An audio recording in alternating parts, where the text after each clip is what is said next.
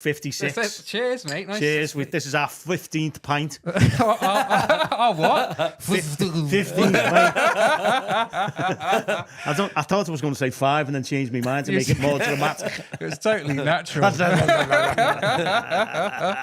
Well, this turned out to be a pre-record, sadly, because the internet let us down. Something's not working. I don't know what's going on, but it's just been like a yellow screen, hasn't it? Anyway, we've got Bren in, so it was brilliant.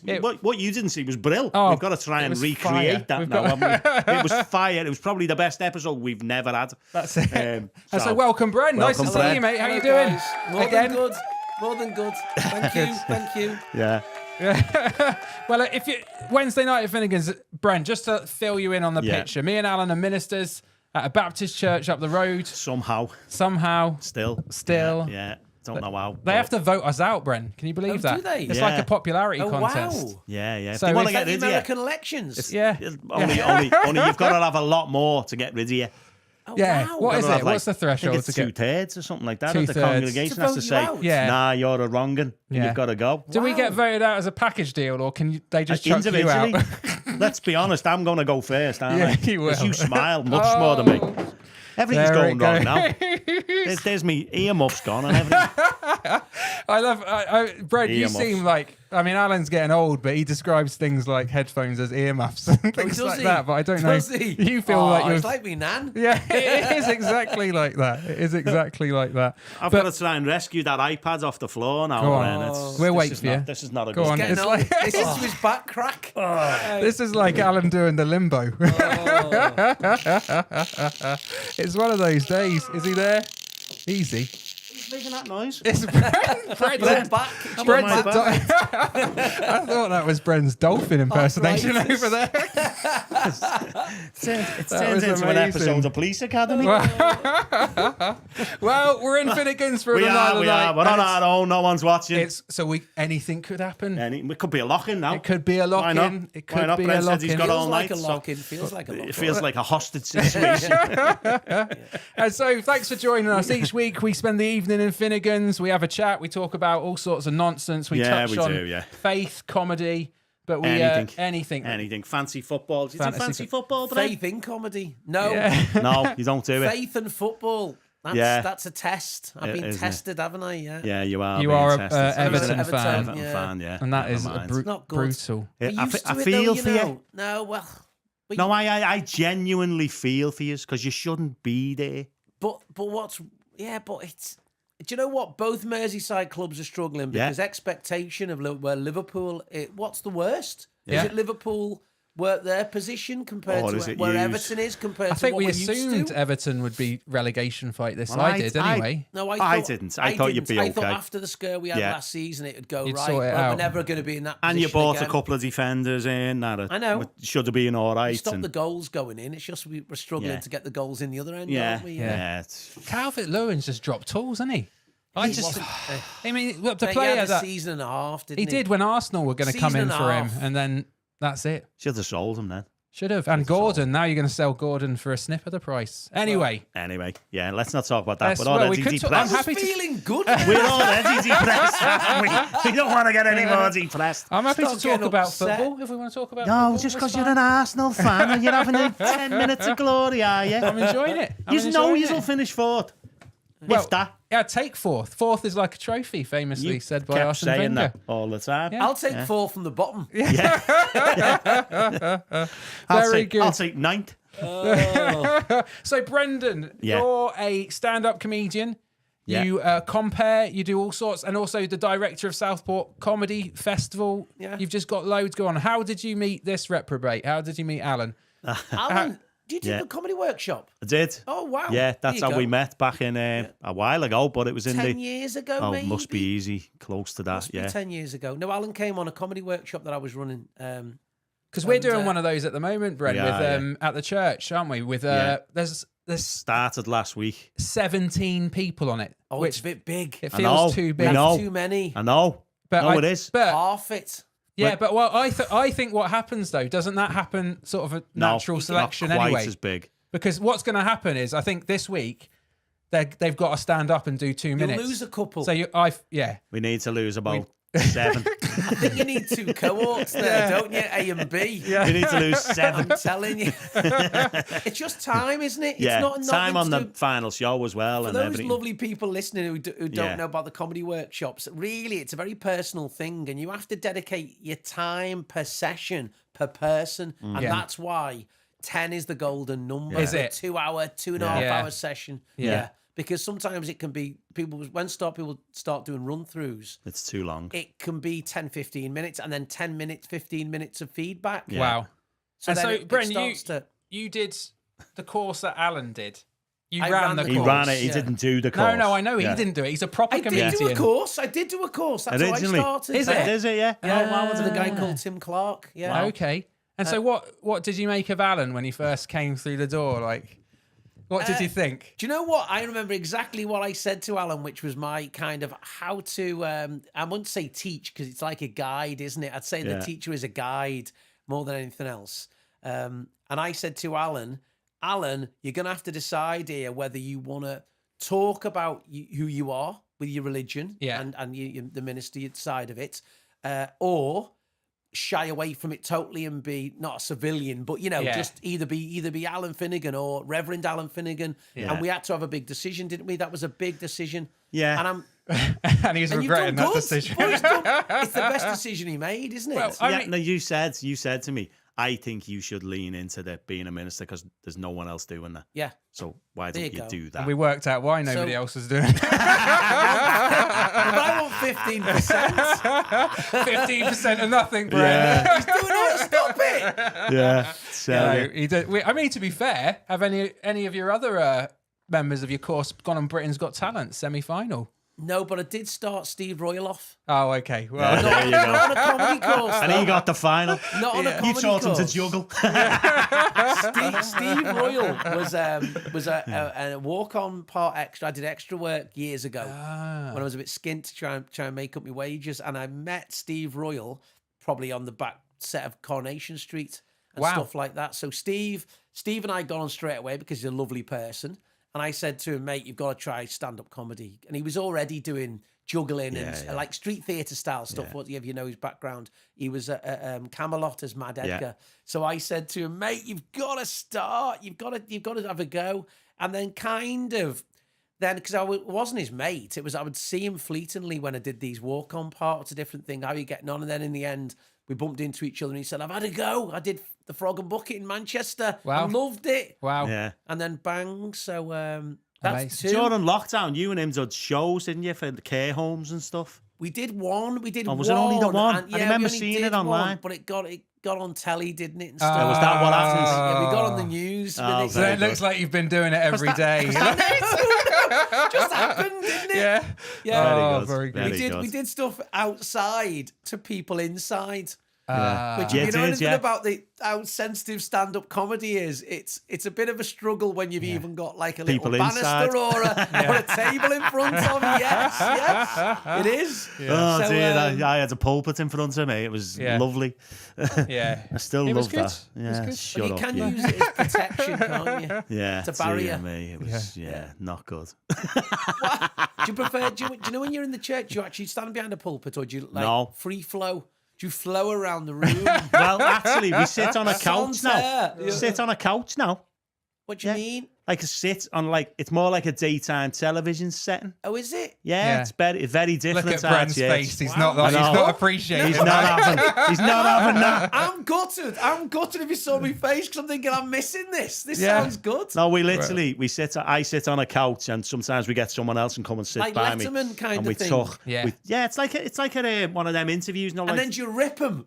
Sometimes depends what they say. Yeah, sometimes. Little Albert. Yeah, he's not been well lately. We thought we'd have him in. What you wearing, Albert? No, so we changed during lockdown. When lockdown happens, obviously we all had to go online, and then when you can bring, so we ended up doing. We decided putting our services out the way they were would have been a bit naff. Terrible. Is this online? This was online at Sorry, first. guys, I understand. Yeah. And it would have been naff, because you're not just talking to people in a room then, you're talking to the world, potentially. Okay. So we decided to change the style and go a bit more television interview style, shorter, sharper, more transitions, you know. And But still a service, though. yeah, still a service. So we went interview style more, and then that was really connecting with people online.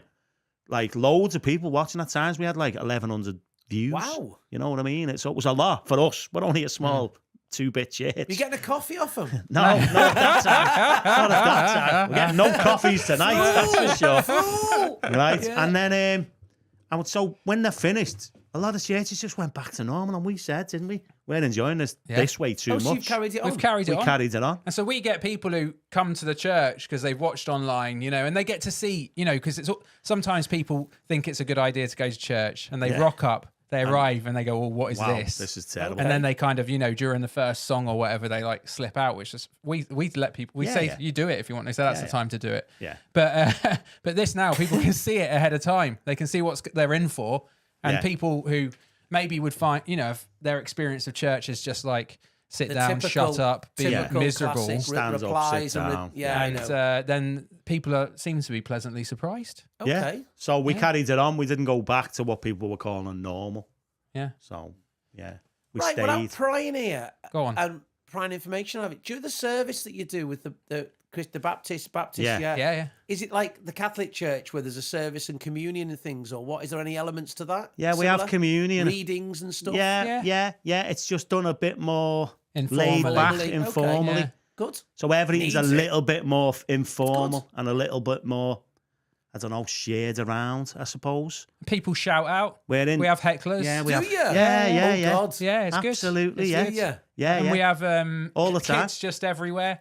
Kids running around. Yeah, it's chaos, basically. But beautiful. Yeah, but good. Cut sometimes. It's good. It is good. Well, it sounds like it's more of a modern take. It's more of a modern take, isn't it? Well, that's it. Because that, I suppose, the problem with religions and probably their struggle is setting the ways. Well, no matter what religion it is, they're all setting the ways and the way it's served up. Yeah. Do you know what I mean? And then the idea to be a bit more progressive is your experience was Catholic growing up, wasn't it? Yeah. Because we do know some good Catholics, don't we? But we God, you took a time. Go on, name one. Let's just say we do know. Don't put me on the spot. We're only messing. We do know quite a lot of good Catholics. We do know, but however, locally we do get a lot of people who experience growing up was like there's a Catholic, like a fear, like a Catholic fear. And a guilt. And you go into the Catholic church with sit down, churches like ours can give you that guilt as well. It's not just the We've Catholics. dealt it out, at Catholic times. church, guilt and bingo, they said. Who's it said that? Guilt and bingo. Yeah. But what was your experience growing up? Because you were an altar boy till you're 16. Yeah. Bren, weren't you? I never got a choice. There you go. Did you not? Supporting Everton. Never got a choice. My mum was my dad didn't go to church and my mum loved the church. Okay. You know, as the same, my mum loved Everton FC and my dad hated Everton FC, you know. Yeah. So you very much follow your mum. Wow. Yeah. You think if you wanted to eat. If you wanted to eat, what colour was the priest wearing? Anything about my mum and Everton FC, it was more to do with Everton FC, was more the indoctrination side of stuff. Yeah. No choice. Yeah. But well, Everton traditionally is the Catholic team, isn't it? Is that right? It is, yes. Yeah. And Liverpool was more seen as Protestants. Yeah, which is always confusing because I see these Liverpool Celtic scarves. That was all and about that's breaking the barriers, I think. Okay. And Kenny Dalglish won it. It was Kenny Dalglish coming over, I suppose, from Celtic. I think by then people were waning. Yeah. I mean, it's less of an issue nowadays, isn't it? Yeah, than it used to be. Of course it is. It isn't in Scotland. No one's even aware. No one's even aware of that. No. Which is healthy, isn't it? Is it St. Domingo's that's on the corner of the church? At the grounds. Is that called St. Domingo's? Yeah, but I'm almost certain it is. Don't test me when sorry, it is. Yeah. Sorry. Don't get back talking about Everton. We were all having a laugh then. We were. Sorry, yeah. We were asking Liverpool was segregated. Liverpool had still now. There's the orange area up Everton Valley up towards Liverpool City Centre up on the hill there. It's madness, isn't it? Where that's the sad thing about religion, isn't it? Yeah. No, it's what I've said to you guys before. We've spoken before about this personally. Is the organised side of it is the bit that it undermines the goodwill of it. Yeah, because that's you said to me the other day when we were talking about this. You said you were an altar boy till you were 16, and then you kind of lost faith in organised religion. You didn't say you lost faith in stuff. And I don't know what that means for you. Stuff. I get, That's what we'd like. We want to talk about that a little bit. Mine's next world. Mine's next world. I'd love to hear it. You have to tell us. So it probably stems from our mechanical background. Okay, so I left school. I was a car mechanic, and I wasn't a very good one, by the way. It was useless, but I'm handy. I'm handy. I get stuck in and do stuff, and I'm good at solving problems. But religion, I suppose. So I didn't get a choice. So you 16 up until probably about, no word of a lie, maybe 5 to 10 years ago, I'd pray every night before I went to bed. Mm-hmm. Wow. And I'd do Our Father, Hail Mary job. So it was like indoctrinated. Yeah. And then I started to suppose. That coincides with you meeting me that you give up. So I was it happens time and time again. But this arcs on to what I believe now. Go on. What I believe now. So I would be praying before thanking God, thanking God through the typical kind of channels that I suppose I've been brought up in. For everything that I've got, for my health, the kids, the this, the that, do the list, big list. Which you read about psychology books about happiness and why happiness, and being thankful before you go to sleep every night settles your day for the next day. So it gets your barometer of happiness up because you should be aware of how lucky we are. We should be. But you forget about it. Human nature makes you forget about it. But then you've got to keep reminding yourself how lucky we are no matter what. It's the examen prayer. As long as you got... What's that, sorry? It's a form of praying, an ancient sort of Christian form of praying called the examen. Oh, is it? Before you go to bed? Yeah, this kind of, you lay your burdens down, and then you count your blessings kind of thing. Yeah. You pray through the day, and you're thankful for things, or if you've messed up. What you've done, and then you confess the things that you didn't quite like. But it's a good psychology, because what it's doing is you go to sleep subconsciously kind of settled, don't you? Which is good for your health anyway. So in a mechanical way, a health way, forget about belief or what religion you're into. It's a good way of settling yourself down for a good night's sleep, and you start the day again, don't you? Yeah. Happier. Hopefully. Well, I think it does work, because I've been doing this all my life, you see. And I'm relatively happy. So I'm relatively, as people go, they'll know me as being a happy person. And the way I look at stuff is always optimistically. It's always, no matter how bad it gets, hopefully, I can try and put a shine on it, So that philosophy makes me happy and makes me feel good, and probably keeps me healthy and keeps me... I'm a more settled person, more balanced person because of it. So my beliefs. So anyway, so I started wondering about questioning myself, all that side of stuff. But my beliefs, I don't even know why it started, but I do believe in energies. Okay, I believe in things, and I realised that probably what I do now is the same thing that I was doing then, but it was labelled different. Okay. So where it was God, where you identify it, in the Catholic Church, it's pretty much a bloke, isn't it? Yeah. It is. It's portrayed as God's a bloke. Yeah. So not a thing, not an entity. It's a bloke. Yeah. And so you pray to this person or a human in the form of a man, really, isn't it? Get it right, I'm an expert in it. And then, so what I might have read a book. I can't remember the name of the book. It was about insights and all this stuff, and about the universe and things.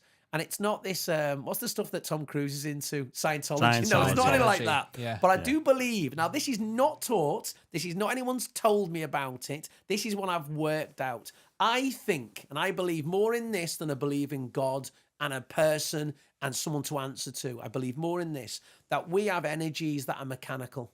Okay. That there's energies, electricity, we're water and electricity anyway, and it acts on us in good and bad ways.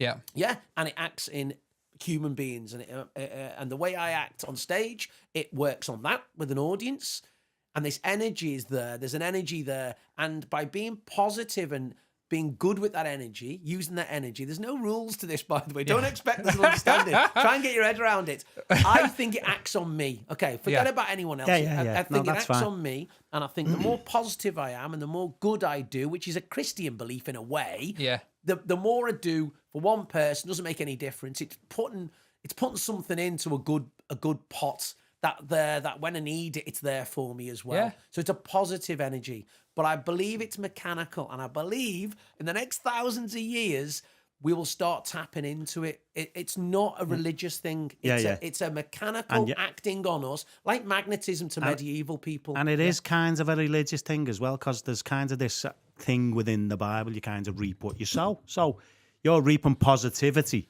Do you understand what I mean? I understand. You're sowing positivity. Yeah. You're getting it back. So now I pray to the universe, by the way. So I talk to the universe, to my energies that act on me. Yeah. So before I go to bed, I thank it sounds a bit wacky, but I thank the energies exactly the same like I did with God. Yeah. Yeah. But it's not a religious person. It's not a God. It's not a figure. It's all around me. And would there be any sense of interaction?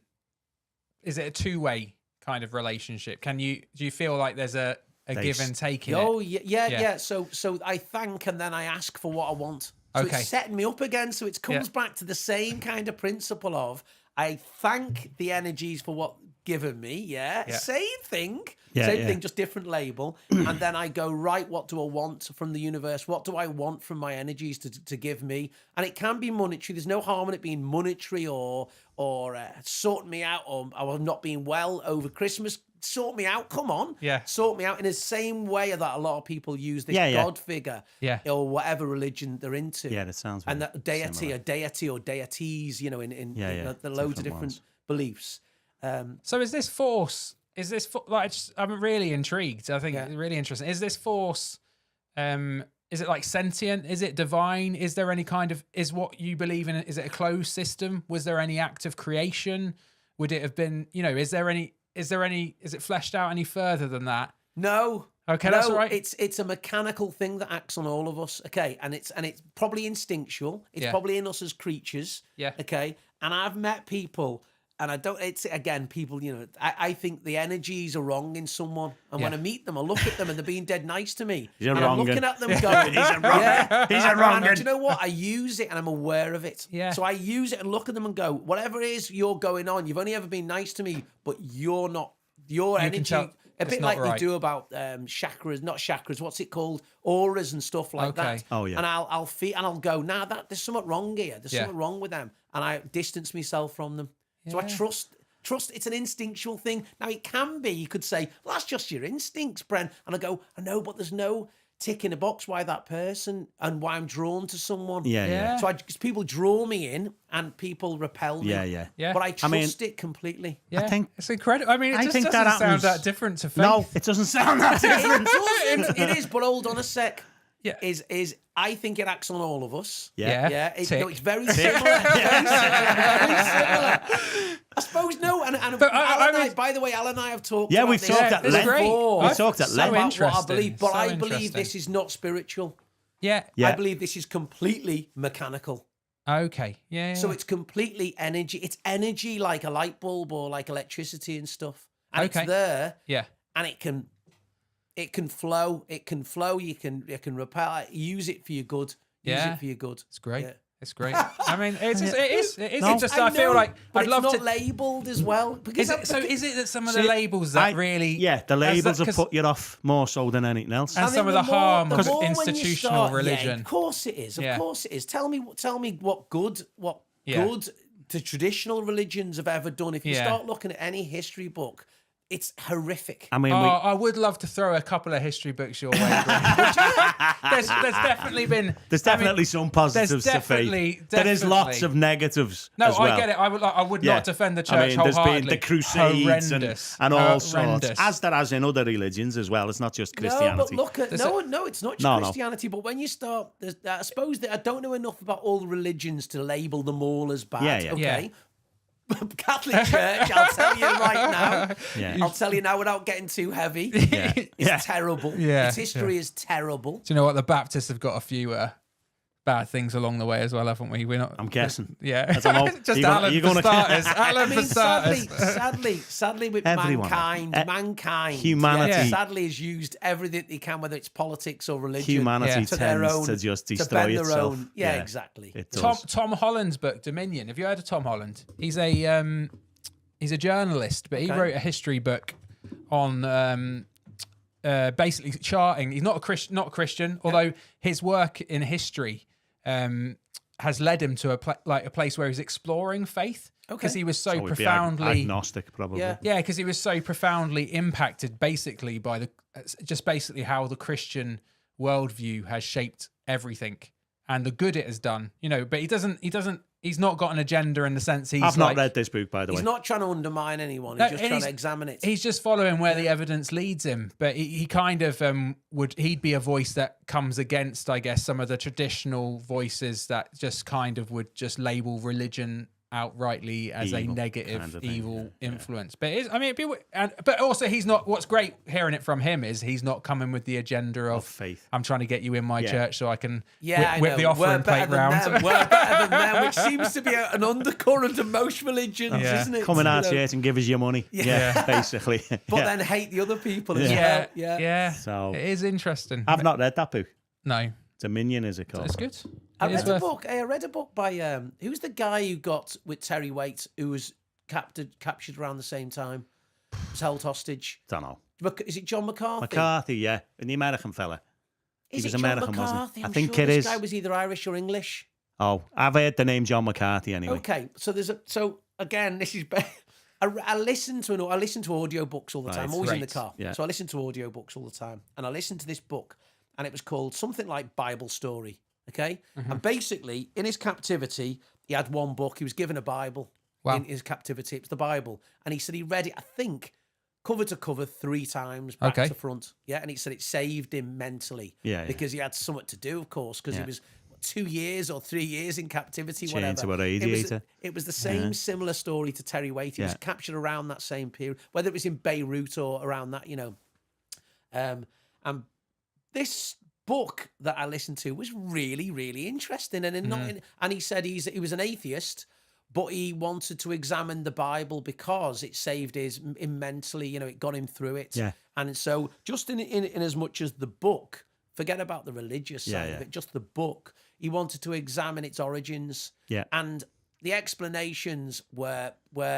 again, people could probably doubt or not want to hear the explanations to the stories in the Bible, but most of them were to books before the Bible, and begged, borrowed, and stolen from Hebrew. That's from kind this, of the Old Testament from that, stuff, and it went on and on and on and on. And he would say, this story has reoccurred in this story, then this, then that, then this. And it went right back with about 5-6 different religions. So each story. That's kind of all the creation stuff. The Hebrew creation story is not unique in any sense. It all follows the a flood set stories, format. not and unique. Are you talking Old Testament here? We're talking very Old Testament.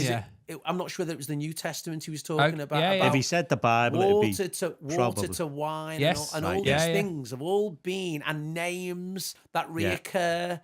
And this person who was born of a virgin, and it had been done before in this other story, and he examines it. And he examines it from a good point of view, though. He's not there to Bible bash, to use a coin a phrase. He was there to examine this book that got him through a terrible time in his life. And it was quite interesting that, and when you start, a lot of people, I think, when they're really, really, I'm going to be sensitive, they are convinced that their religion, and especially the Bible, is it. That's it.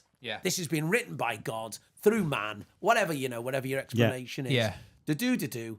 And I think they don't want to hear that story was used by the Jewish people, by this person, by that person, by that, and it's not unique, and it's not there. It was an amalgamation of lots and lots of previous Bibles, previous teachings. I think people so it's dead interesting. People get fearful. I think especially, there was people get fearful, don't they? They protect, even like the Bible or faith, and like if people try to poke holes in the Bible. By the way, it's a human trait, guys, that you see now with electric cars. What's that? That people have got an electric car, they won't want to hear anything bad about electric cars because they're almost convincing themselves they've made the right decision.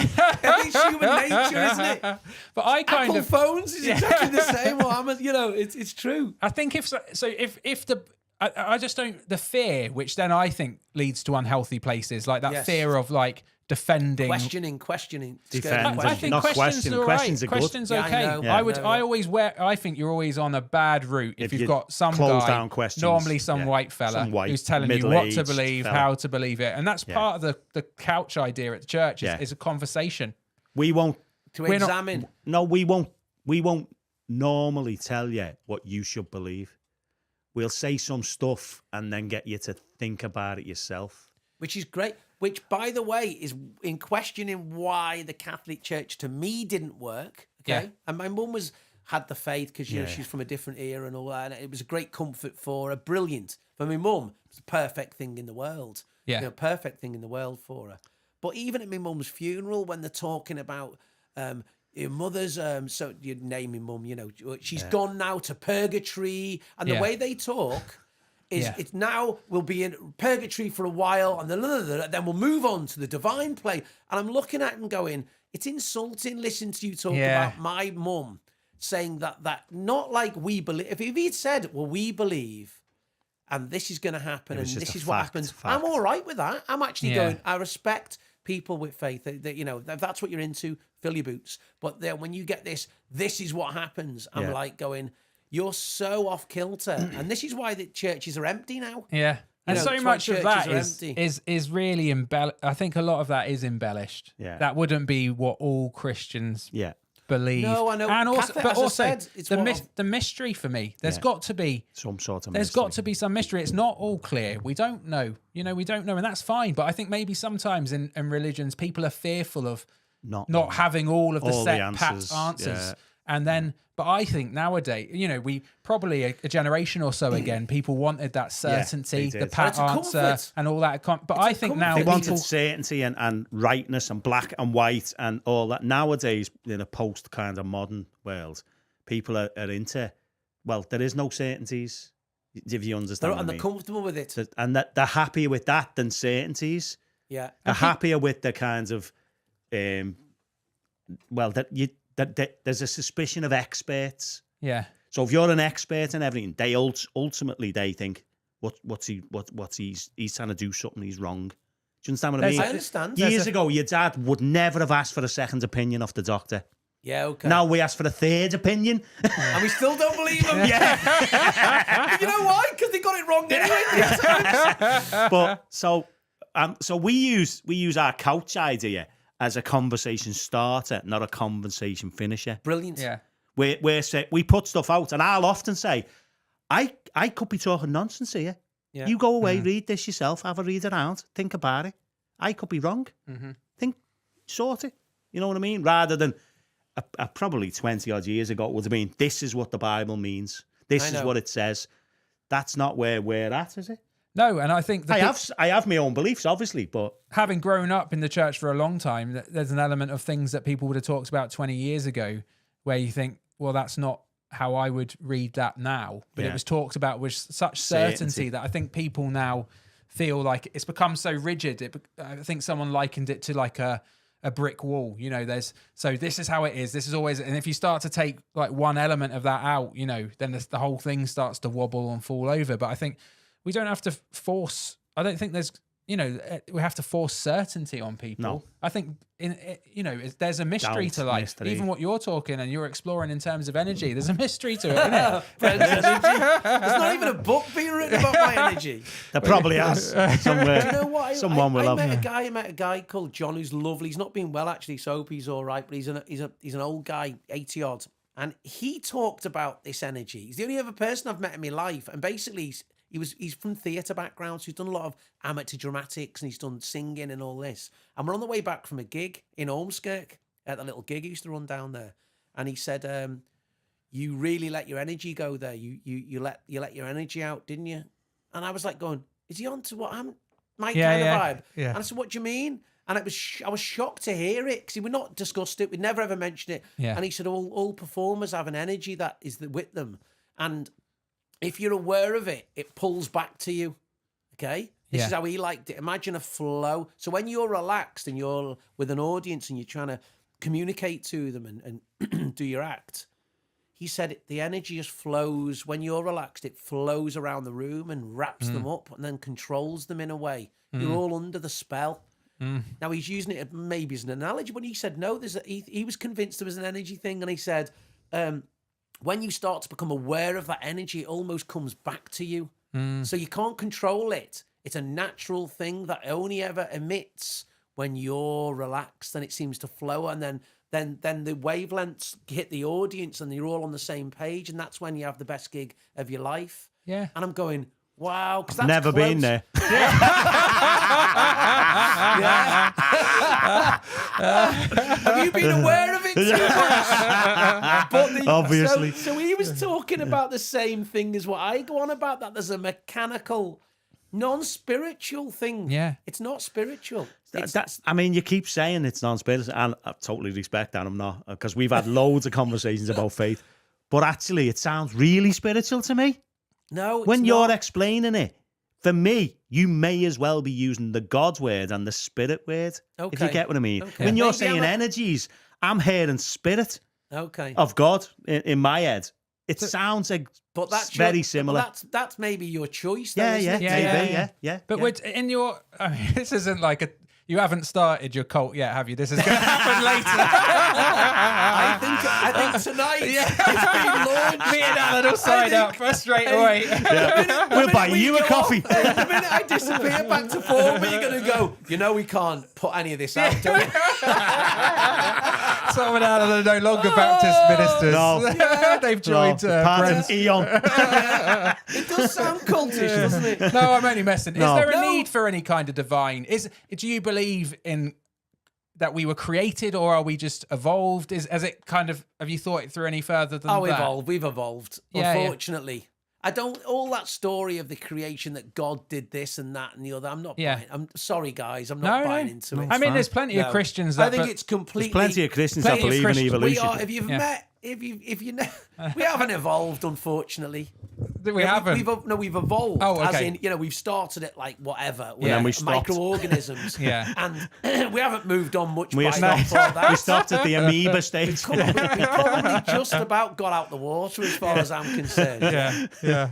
And so I think, even interestingly there, isn't it? Like, there's Christians who would believe in evolution. I don't think what Christianity is not for me is not like a hands over your eyes, ears, and just like, no, don't listen to science. They're gonna. That's not what for me.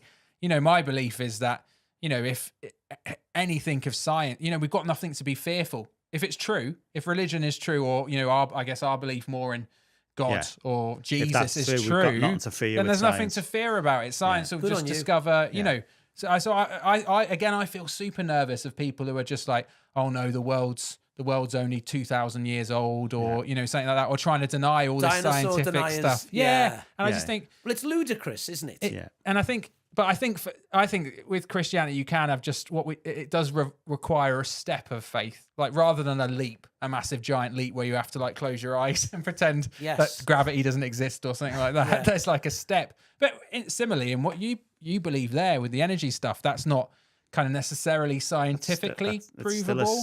It's not provable at all. And in a way, I have no wish to prove it's more experiential, isn't it? No. But I don't even want to. I suppose the difference between me and a lot of, if it was a religion or a belief thing, is that I'm happy with my own take on it. Yes. And I don't care whether anyone in the world makes no difference. And you're not about to start pressing it on people. There's no. I don't care whether I'm seen as a loony. And I don't care. That's where we're at as culture as well. It's this pluralism.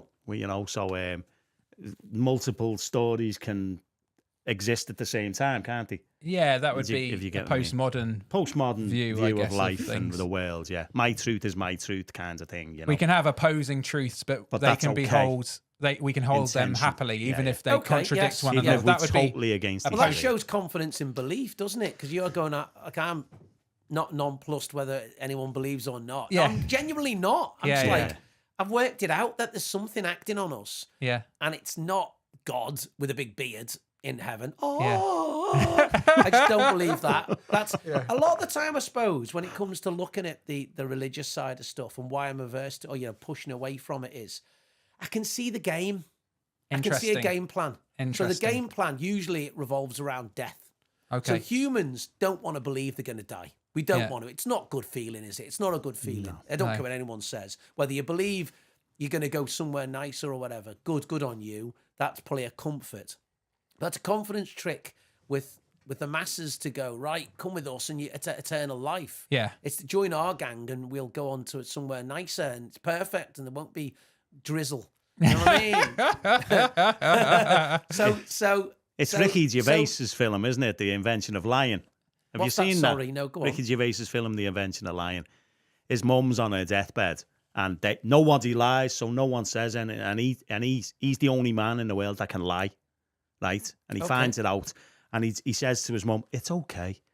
You're going off to be in this place. It's going to be like heaven, and it's going to be amazing, and it's going to be better, and all the pain will go." And people are listening to him, and they're like, wow. So he creates religion. I know he's an atheist, Ricky Gervais, so he's having a go, right? But it is quite a funny film and quite an interesting concept too. Yeah. Because he's basically saying religion was invented to make people feel good. Yeah. About what happens I believe after that. death. That's why I said it. Because the death things is constant. I think we all pretty die, much every don't we? religion is something happens afterwards. Yeah. Don't worry about it. Yeah. So if you pray hard enough and you keep... Some of them I do worry about it. but that's the thing, isn't it? Yeah. It seems to be that. Sort yourself out now or worry about it properly. Yeah. Yeah. It reminds me of there's this course thing called the Alpha course, which sort of is I've mentioned this to you before, introductory haven't I? look at faith, which you would be brilliant on because you watch these videos and then afterwards it's just like, what do people think? You know, and people can just go, well, I think there's a whole load of nonsense or whatever, but often very, very interesting conversations, not dissimilar to what we're having tonight around faith and stuff. But I guess the point they're saying about Christianity is they make the point that it can't, if it's true, it's of massive significance. If it's false, it's not of any significance. And actually, okay, it could be quite a bad thing, you know, as your experiences. So I guess then that's the only challenge to a postmodern world where people might say, oh, well, you believe what you want and I believe what I want. But actually, if something's not true, then it undermines everything. It cannot, and it can be. We've become, we're in a post-truth society, though, aren't we? Where the truth doesn't matter anymore. Yeah. Well, I mean, our politicians just lie to us all the time, and that's okay, apparently. Yeah. They just lie to us all the time, don't they? And it's fine, you know. And they're bare-faced lying. It's not like they're even just like a little bit embarrassed about it. They're not. Anyway. But that's usually because people have got that much dough. Yeah. It's control, isn't it? Yeah. Yeah. And I think, sadly, the church over the years has played the control game. It has, yeah. And it's tarnished something that, you know, at its core It's a message or it's good thing. Yeah. I think it has. Yeah, it has. Yeah, it's Gandhi, wasn't it? Who said he loved Jesus but couldn't get along with the church, like, because it was just, if this was supposed to be the thing he'd left behind, I know. then what's gone wrong? Yeah. And we speak to a lot of people who, on this, we've spoke to quite a few people who've kind of turned their back on faith, in a sense, because of some of the stuff that was, they would say, done to them, wouldn't they? Yeah. Or they experienced. And that's kind of sad, isn't it? And don't get me wrong, I've probably been there myself in the past. When I reflect on, because I've been going to church since I was 16, I'm 56 in a week, apparently, in a week's time. I didn't realise until last night. Look at you. I know. And so like, that's 40 years, isn't it? And you know, I know I've been in places like that myself, and I'm almost embarrassed at some of the places I've been now, you know, myself. In what way? In terms of what I kind of believed and what I would have transmitted of that belief. Mm-hmm. I would have been quite arrogant. Okay. And certain about stuff. Yeah. And certainly tell you as well. Do you know what I mean? And now I look back and I go, oh, you fool, you know? Do you think this is because it's the age you've lived in? Or is it because you've developed as a human being? So if we go back 50 years, where would you be now if it was like 50 years ago? Would you be the person you are because of your environment? Or would it be your journey even 50 years ago? I'm sure we're shaped by our environment. Yeah. But I also think I've been shaped by life as well. So life happens to you. When you're young and you're invincible, aren't you? Nothing's going to happen to you. And then one of your parents dies or something and it's a shock. Or you get sick. And being in church and being a minister of a church for quite a long time, you see the kinds of cycles of life and the ups and downs and the good and the bad. And it kind of knocks them certainties out of you a bit. Not in a I actually feel in a more positive way about that than I used. Well, you're open, aren't you? More open. Well, I feel like I feel more comfortable in my faith with the kind of accepting the tragedy and stuff as well. Okay. It feels better than when in the past accepting tragedy would have been what's gone wrong. Why has that happened? Someone's been doing something wrong. Do you get what I mean? Yeah, the old and classic. You deserve this kind of thing. The old classic, yeah. Where now I'm all right with stuff hitting me, or I'm all right with stuff happening around me more, and it doesn't rock me faith anymore. It would have 25 years ago. I'd have been thinking, and I wouldn't have been allowed to talk about it like this, because that would have been, you've got a lack of faith. You know what I mean? And you're waning. You're backsliding, people would have said. Whoa. But now, now I'm comfortable. I'm comfortable with people who doubt. I'm comfortable with my own doubts at times. I'm comfortable with not knowing. I'm comfortable with mystery, as you've talked about. I'm much more comfortable with that. Where 25 years ago, 15 years ago, maybe even 10, I'd have been much more absolute, if you get what I mean. So I would have been, there's a heaven, there's a hell. You're going to one or the other. Where now I'm much more, I haven't got a clue. in a good way, I think. Yeah. And I think God is more gracious than I ever thought God was. Okay. If there's a God, if you get what I mean. I'm not pushing it on you. No, you're not. No, I'm just I saying, wouldn't take it that way. I think God is much more gracious, much more loving, much more merciful than I ever gave him credit for. Ever. Because I was in the club. Do you get what I mean? And actually, I'm embarrassed about the way I used to be. Can I throw something at you there? You said him. Yes. Yeah. So is it male? It's just, no, not really. I don't think I don't feel. It's just. I think we've It's a term, a term. It's been a. Yeah. I think I'm not trying to goad. I'm not trying to. I don't think God is. If God's spirit, I don't think God he is is male spirit, or female. I think they're both. Hey, coming over to my energy thing, aren't you guys? God is spirit. What we say? Yeah, I know. Yeah. And we use male terminology because that was probably how the Bible was written. I know. And talk about Father yeah. God a lot. There's only very few references to God as sort of female. Or showing. Yeah. Female tendencies, isn't there? There's only a very few. I can only think of one off the top of my head. But I think that's why we say him and father and all that type of stuff, if you get what I mean. But if you ask any theologian, they would all say God is spirit. Okay. So energy. When you're saying energy, I'm hearing spirit. Do you get what I'm saying? I know. Yeah.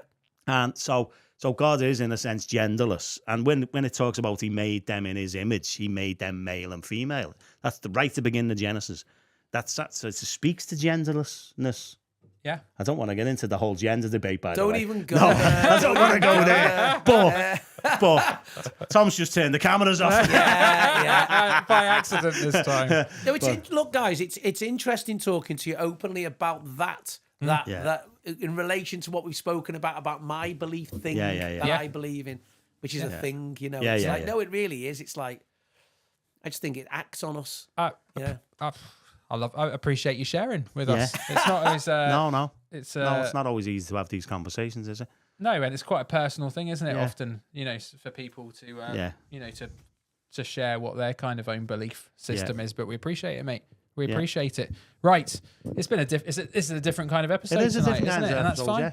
Yeah, that's fine. We're flowing with it. Well, it's going to be tonight. a pre-record now, isn't it? So well, that's it. Are we going to do this? Should we talk about that? Yeah, go on. Tell us a little bit. So I looked on Sky News today, Bren. You'll appreciate this, I think. I think you will. And one of the things on Sky News was this is the headline: Kansas man dies after being shot by his dog, by a dog in his truck. The police say, of course, right, of course, and it says officers believe the accident to be a hunting related, but it's still not clear who owned the truck or the dog, right?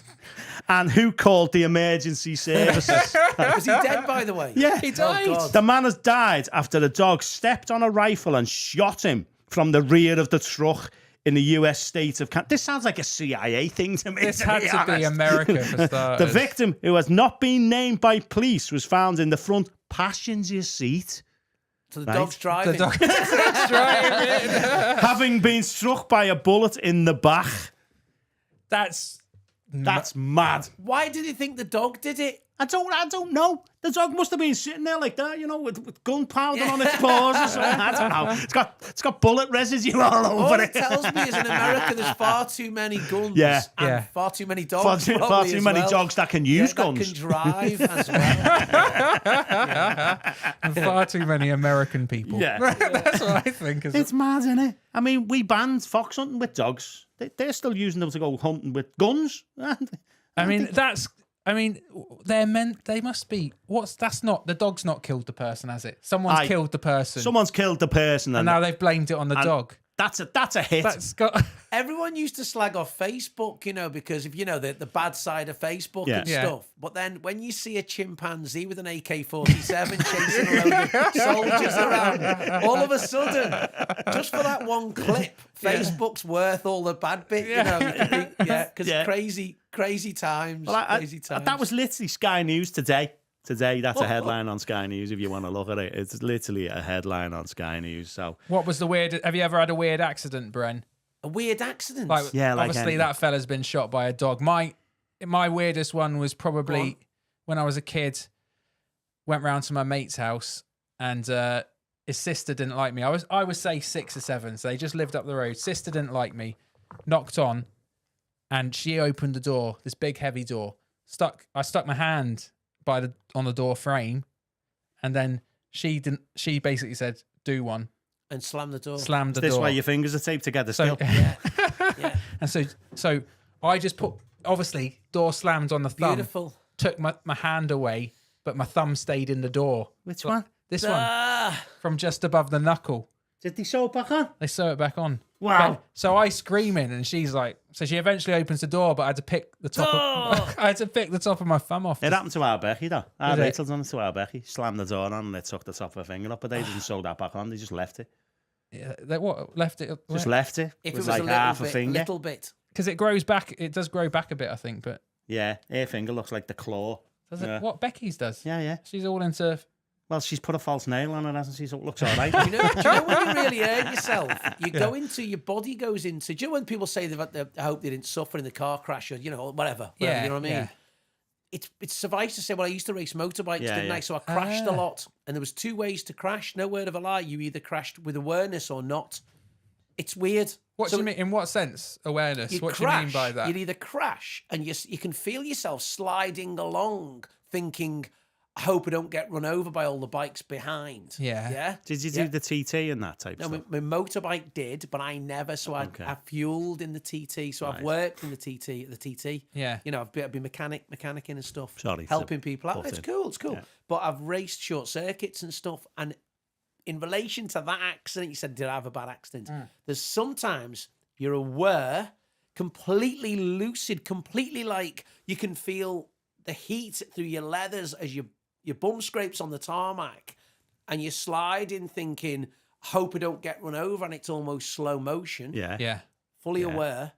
Or, bang. And then... Wake up. No, you're like... maybe 3, 4, 5 seconds went on between crashing and coming to a stop. And it's like, where am I kind of thing?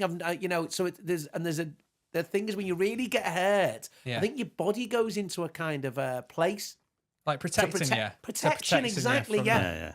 Or it goes into a very slow motion aware of the world, everything you can be aware of. Every single detail. One time, like you said, I've been hurt. I worked at it. When I first left school, I worked at a timber yard, and they had this big slidey door and an industrial unit, Yeah. And there was a massive big plank of wood up, probably 3x2, so it's not that thick, or 4x2, whatever, 4 inch by 2. And it's a big, but it must have been about 12, 15 foot high, this thing, and it was leant against the door. And I remember sliding the door over and then getting this funny sensation where it was like, what is this sensation that I'm feeling? Yeah. And what had happened is I pull the door and a massive big plank of wood comes down on my head and hits me on the head. But you're in this zone of no pain and this lovely feeling of going, this is a unique situation I've never felt before. You know, and it comes into that kind of either feel the pain, ouch, oh my God, that was horrible, or this kind of like zone of like, whoa, what's going on? This is, and I remember one time I was a mechanic and there was a transit van. We were doing this door on a transit van years ago, without going into too much detail. They wouldn't replace the door. You'd replace the door now. That's the way things are. You replace the whole door. And we'd replace the outer skin of the door. So my job was to grind off the old outer skin, a big heavy door for transit van. And then you put a skin over, and then you fold it over, then you'd spot weld. Yeah. You know what I mean? So put the skin back on the door. Mint. Yeah. Anyway, I was working on a work box in front of me, which is about waist level, and I pick the whole door up, but I pick it up upside down, so where the glass was, you can imagine the frame is lower than the big bit, and all of a sudden, the weight, of course, this heavy door lands on my foot. Right, pair of training shoes on, no safety boots them days. And the guy I was working for looked at me, and he was working at one end of the tranny van, and he saw me do it. And I lift the door off, no pain. I put it down.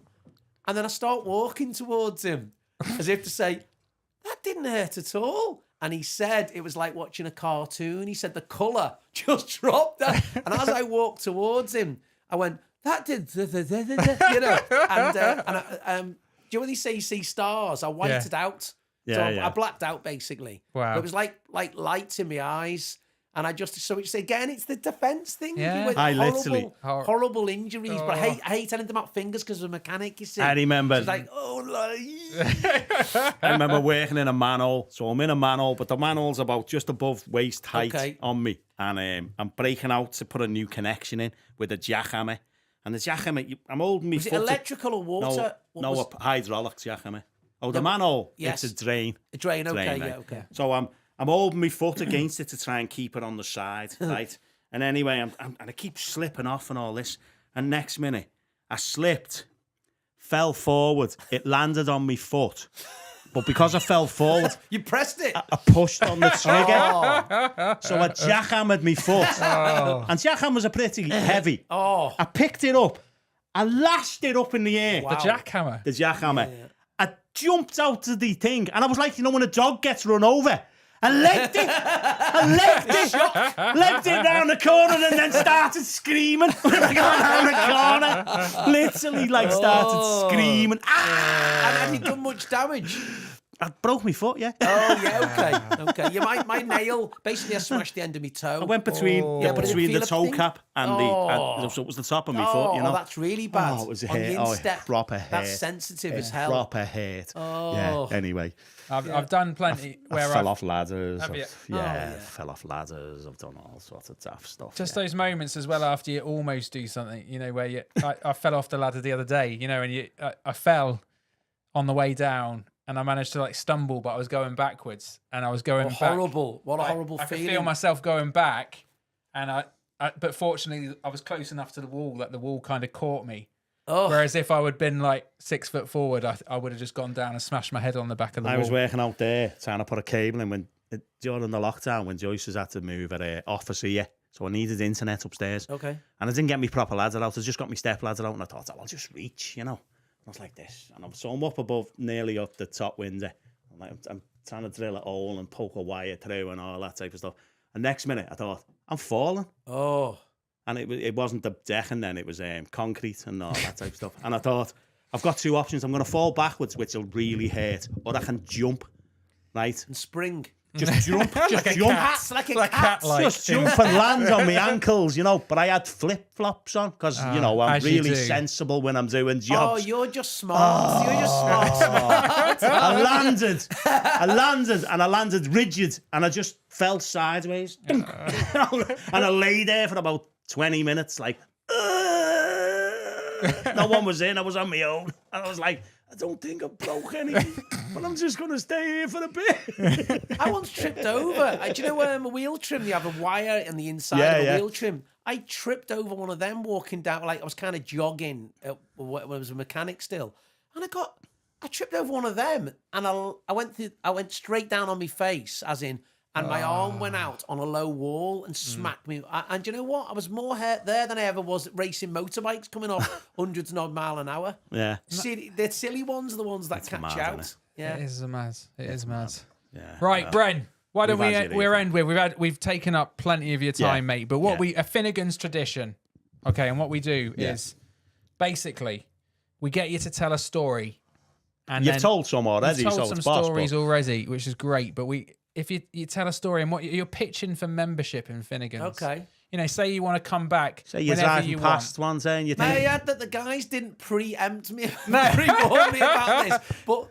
Well, that was because Allan booked you. So, okay. So that was part of the... So nothing's prepared. Do you know you were saying before, I was going to tell you this story when you were mentioning about the mad story in America. Oh, yeah. Have you heard the Winnebago story? No. Is this one of your stories? No, this is just a story. I talk about it on stage because I've got stuff about doing gigs in America and it being like the best gigs on the earth because the enthusiasm, compared to British audiences, What, they're just well up for it from the get-go? Oh, America, all that, woo, USA and all that. You want that in a gig, don't you? Yeah. That kind of energy. Paid me money, make me laugh. Yeah. British thing. So I talk about, I've done it on stage, it's a true story. Apparently, it could be an urban myth, but I think it's true. And that is that if you go and buy a Winnebago, which is an American motorhome. It's the big one, isn't it? The massive one. It's Breaking Bad style. Yeah. Fantastic. Yeah. There's apparently a sticker on the steering wheel that says the cruise control does not work the steering or words to that effect, and it follows a court case where an old couple bought a Winnebago. Have you heard it? Yeah. But it's brilliant, isn't it? Yeah. And they bought a Winnebago, and they're driving along, and they put cruise control on. Yeah. And they both go in the back to make a cup of tea, thinking that the cruise control works the steering as well as the accelerator. Now, in America, I don't really know, they have these long roads, don't they, that are dead straight. Yeah. So my question was, and I mentioned it on stage, is that I wonder how long it was between going in the back and how far they got making that cup of tea. Before they ended up in a ditch. Inevitably. Well, they crashed, didn't they? They crashed. Apparently, it's a court case that ensued. And they said they hadn't been warned that the cruise control didn't do the steering. They won the court case. Therefore, when you buy a Winnebago, it has to have a sticker as a disclaimer because they had to pay out to say you don't do the steering. But I would have loved to have seen the couple in the back getting to the point of like pouring the tea. Look, like they've just spent about, $100,000 on one of these things. They're expensive, brilliant aren't they? Teas, aren't and they? they're just absolutely brilliant. Before the accident, when they look at each other and go, what will they think of next? Next minute it's on its roof, I mean, it's got to be the Americans, story. hasn't it? It's got to be the Americans because McDonald's they give you the coffee and it says, this might be hot. Yeah, the contents of this. The contents of this might be will hot. be hot. Yeah. But I think we're going that way, aren't we? Yeah. Sadly, because we're going more blame, claim. Blame, claim kind of We've culture, gone that way, yeah. So I love that story, though. This lovely couple, their face. Isn't this brilliant? What a great investment for our retirement. Because they might have gone for a couple of miles, might they, on one of them roads? As I said, it could be ages. Could be It's been half an hour. Shall we throw the dinner on while we're here? Washing up. Yeah. It's a lovely story. It is lovely. I thought you were going to say they went in the back and their dog shot them. Sitting there. Good. Very good, Bren. Very good. I think we've got to put Bren, Bren on the wall. We're going to put you on the wall, Bren. Yeah, very good. Normally we'd have people voting, but we've got no one watching tonight, Bren. That's all yet. Thanks for having me. Thanks for having me in, guys. We'll have you again on a live one at some point in the future because it's been. We'll explore the energy thing and see what the listeners think. I think next time you come back, we need to. Yeah, we need. We could talk about how you got into comedy, why you got into comedy. We haven't done that tonight. Wow. Yeah. And we're the backstory. The backstory, and the Southport Comedy Festival, how that's evolved into what it's massive now. Tell us a little bit just now about how let's because I just genuinely want to know. Tell us a little bit about the Southport Comedy Festival, because we came along. We did the year before last. Gave us freebies, me and you. Did we get in for free? We did, because Steve Cookson was supposed to be going. I didn't even get a cup of coffee. And but top acts. You're and just a fantastic event, great atmosphere. But big how tent, did you came in the tent, didn't you? Yeah, the first year. COVID.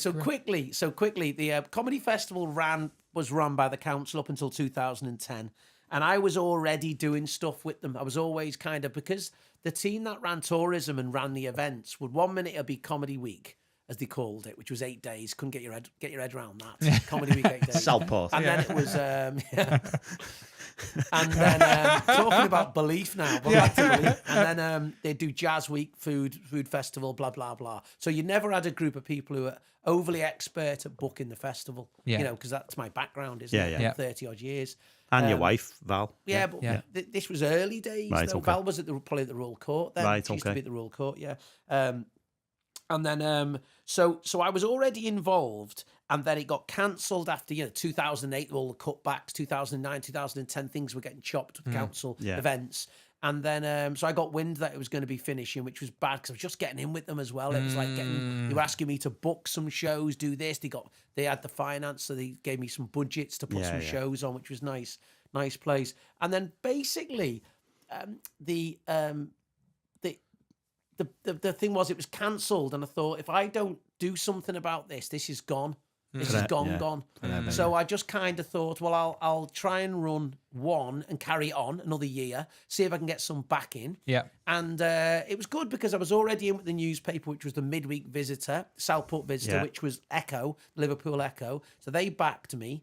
And then Radio City, that I already knew the guys at City in Merseyside. So Radio City came on board. And then a few local businesses helped me out. And really, the first year I said to myself, we'll carry on and rescue it. I got on the news with that as well. Yeah. So it got on the news, which was nice, and it's a nice bit of footage to say, what the headline was, standing up for stand up. Nice. And it was a good news story. Amongst all the negativity and all the cutbacks. So it was a good news story. So it got on the news. And then we got some businesses involved. And literally since then, that was 12 years ago. Is that right? So we've done 13 years ago. We missed one. So COVID took us out, unfortunately. And then it used to be in lots of venues around Southport. Since COVID, we've put it in a marquee. Yeah. So great atmosphere in the marquee. So it's a big really liked so it in the marquee. It's a double-edged sword. It's a massive involvement to run and pay for because, of course, just the insurance, the diesel for the heaters, to keep it warm, the infrastructure that we have to put together. I've got a lot of people helping me out, but it allows us to book bigger acts because it's a big space. And we've got the freedom of having 17 days. It attracts thousands and thousands of people. Incredible. And I'm involved now with lots of businesses. So the businesses of Southport sponsor the festival. They make it happen. Yeah. We got Halliwell Jones last year came on board, which is a big name. And we've had Nando's, we've had Merseyrail. Honestly, the support we've had from business, because that's what I thought from the start. I said, I can't do this. And all I needed the first year, I remember saying, all I need is probably about $1,000 to put a bit of a brochure together. Yeah. And that was kind of my target. Yeah. And then I made a few quid, and then it just got bigger and bigger, and it's evolved. Yeah. So that's the back end of September, is it? Have you got the dates for this year? So it's the let me get it right. Oh, I should know this. It's the last Friday in September and runs to the 50th. I think it's the 29th or 30th of September to the 15th. I've got the date, 15th of October. Great. So it's the first 2.5 weeks of October. Fantastic. And where can people go to find out about that? Southport, you put Southport Comedy Festival on Google or whatever, and it'll just come up, all the stuff we do. Great. Thanks, mate. Alan should come. You're also Big Comedy UK still, yeah? Yeah, we run, that's like a production company side of things. So I've got about flipping 6 or 7 websites because I've got Comedy Bingo and I've got Disco you do the Bingo Comedy Bingo. You do lots for raising charity money. Yeah, so we'll do.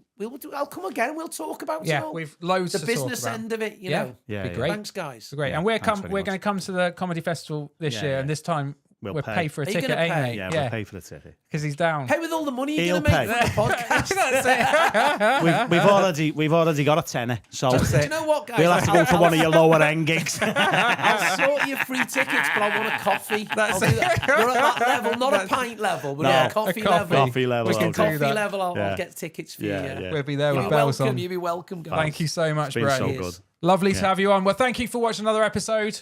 Wednesday night at Finnegan's. Yeah. You can follow us on YouTube, on Facebook. The podcast is available on all platforms. All platforms, yeah. And we'll be on next week. Hopefully live Maybe- next week. What maybe the happens? I don't know technology what's will work happened. next yeah, week. we'll see what happens, but it's been good. It's hasn't been it? good anyway. Bless Yeah. you, Bren. Thanks so much, mate. Thank you. May your God go with you. Thank Yeah, you. as Dave Allan, Dave Allan used Dave to Allan. say, yeah. Fabulous. Very Yeah. good. Thank